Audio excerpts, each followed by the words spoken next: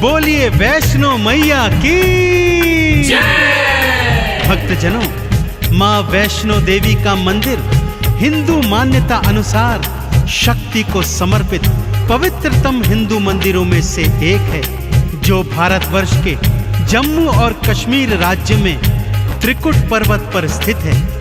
यहाँ पर मैया 3 पिंडियों के रूप में गुफा मंदिर में स्थापित है तथा दर पे आने वालों को दर्शन देकर उनके जन्मों जन्मों के संचित पाप कर्मों का नाश कर रही है, उन्हें मुक्ति का फल प्रदान कर रही है। जितनी रोचक माँ के भवन की चढ़ाई है, उतनी ही रोचक माँ के प्राकट्य की पावन गाथा है, जो आज मैं आपको संगीतमय रूप में सुनाने जा रहा हूँ। तो एक बार फिर से बोलिए, बोलिए वैष्णवी मैया की जय।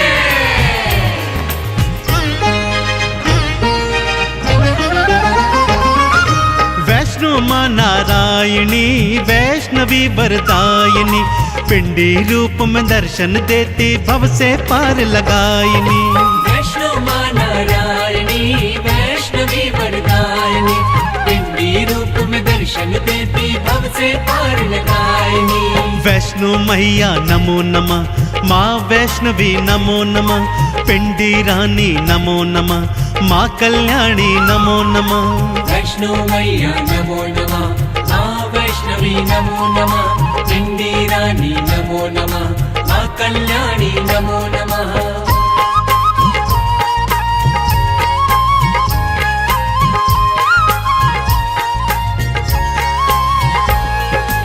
भक्तजनों, माँ के प्राकट्य की गाथा इस प्रकार से है। जम्मू स्थित कटरा जिले में हंसाली नामक गांव था भक्तों। इसी गांव में एक निर्धन ब्राह्मण श्रीधर अपनी पत्नी के सहित रहा करता था। माँ वैष्णो का परम भक्त था भक्तों। दिन रात माँ की भक्ति करता और जो रूखा सूखा मिलता उसको माँ का प्रसाद समझकर माँ को भोग लगाकर स्वयं भी ग्रहण करता। उसके जीवन की बस एक ही तमन्ना थी कि मैं माँ के नाम का जागा करवाऊं और अगले दिवस सारे गांव वासियों को माँ के नाम का भंडारा खिलवाऊं। पत्नी उसकी बात सुनकर कभी हंसती और कभी रोती थी। घर में खाने को अन्न का एक दाना भी नहीं था और उसका पति सोच रहा है पूरे गांव को भंडारा खिलवाने की। परंतु माँ का परम भक्त श्रीधर अपनी पत्नी से कहता, हे प्रिय, माँ ने जागे की और भंडारे की प्रेरणा दी है तो करवाएगी भी मेरी वैष्णवी मैया। श्रीधर ने मन में था सोचा माँ का जागा करवाऊं, जागे के अगले दिन भक्तों को भंडारा खिलवाऊं। पत्नी हंसती बात को सुनकर घर ना अन्न का दाना है और भंडारा खिलवाने को आपने मन में ठाना है। मैया रानी आएगी भंडारा खिलवाएगी, श्रीधर को विश्वास था भक्तों माँ तो लाज बचाएगी। वैष्णो मैया नमो नमः, माँ वैष्णवी नमो नमः, पिंडी रानी नमो नमः, माँ कल्याणी नमो नमः।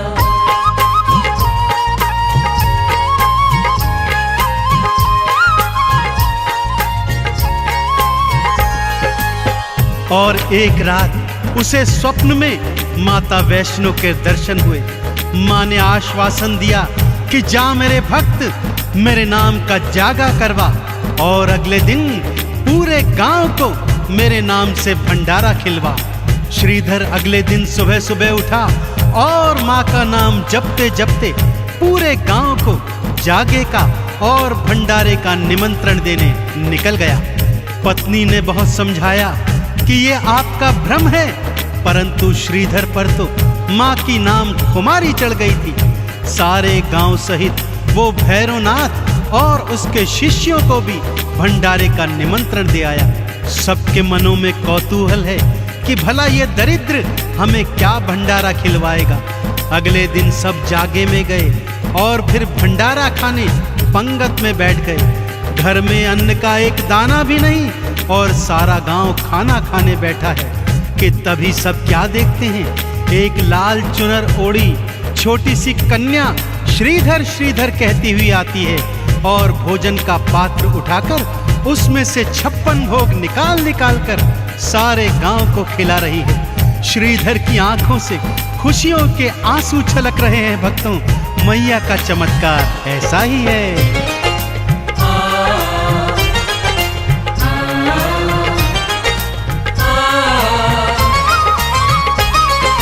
मैया ने अपने हाथों से भंडारा खिलवाया है।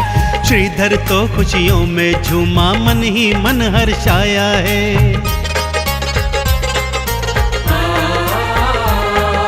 भैरवनाथ भी चेले लेकर भंडारे में आया है।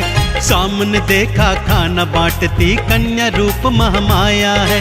हलवा पूरी देख के भैरवनाथ चिल्लाया है। भोजन में खाने को उसने मदिरा मांस मंगाया है। वैष्णो मैया नमो नमः, माँ वैष्णवी नमो नमः, पिंडी रानी नमो नमः, माँ कल्याणी नमो नमः।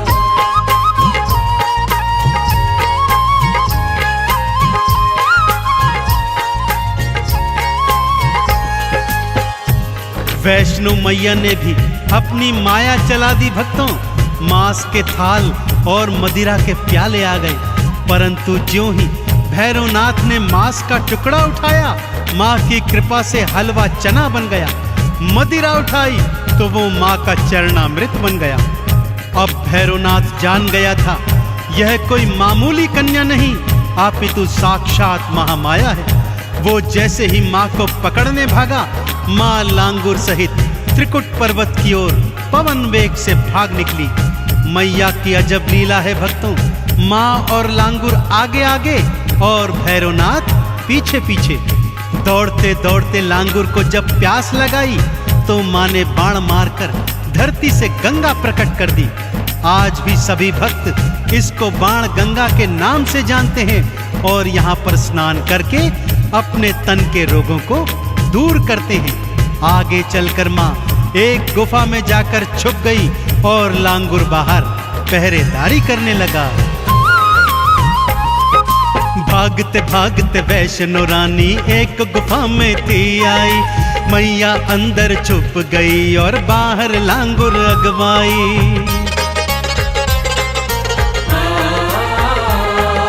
9 महीने तक लांगुर और भैरवनाथ का युद्ध हुआ। युद्ध भयंकर था, भक्तों पर कोई परिणाम नहीं निकला। मैया क्रोध चढ़ आई है, गुफा से बाहर आई है। भैरवनाथ से युद्ध करन को हाथों खड्ग उठाई है। वैष्णो मैया नमो नमः, माँ वैष्णवी नमो नमः, पिंडी रानी नमो नमः, माँ कल्याणी नमो नमः।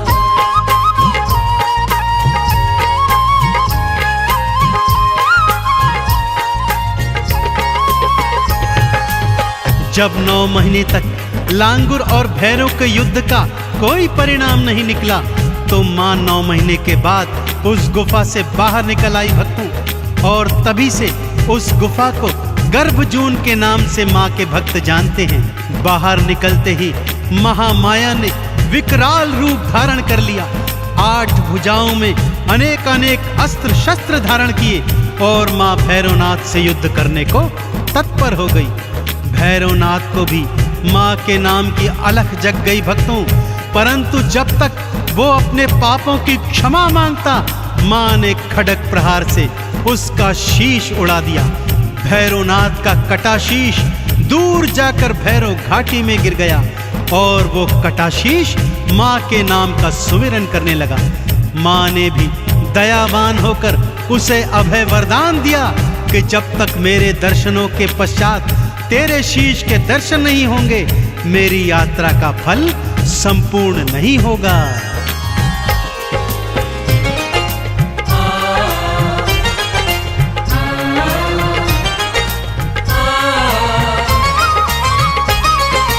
कटे शीश ने भैरों के जब माँ की अलख जगाई थी, उसको अभय वरदान देने आ गई महामाई थी। जब तक मेरे दर्शन करके तेरे धाम न जाएंगे, मेरे धाम की यात्रा का पुण्य कभी ना पाएंगे। मैया के दर्शन के बाद भैरव घाटी जाते हैं, मैया के भैरव के दर्शन भक्त सारे पाते हैं। वैष्णो मैया नमो नमः, माँ वैष्णवी नमो नमः, पिंडी रानी नमो नमः, माँ कल्याणी नमो नमः।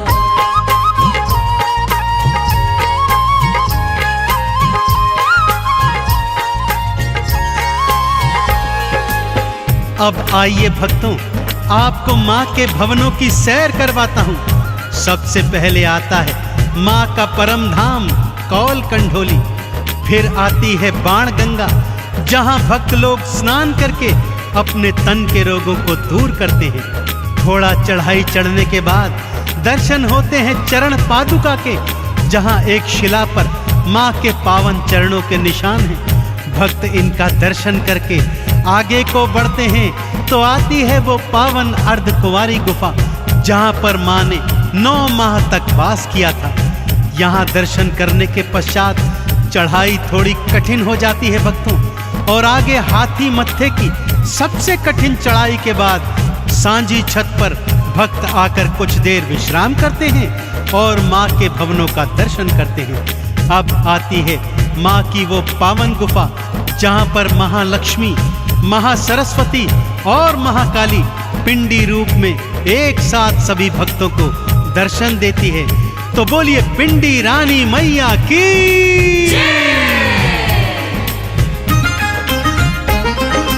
ऊंची चढ़ाई ना घबराना, मैया आप बुलाती है, हाथ पकड़कर बच्चों को वो भवनों पे ले जाती है। नारियल का भोग लगाते, चंदन तिलक लगाते हैं, मैया रानी के भवनों से मुक्ति का फल पाते हैं। लाल चुनर जो मैया को हाथों से पहनाते हैं, भवसागर में कभी न डोले पार वो लग जाते हैं।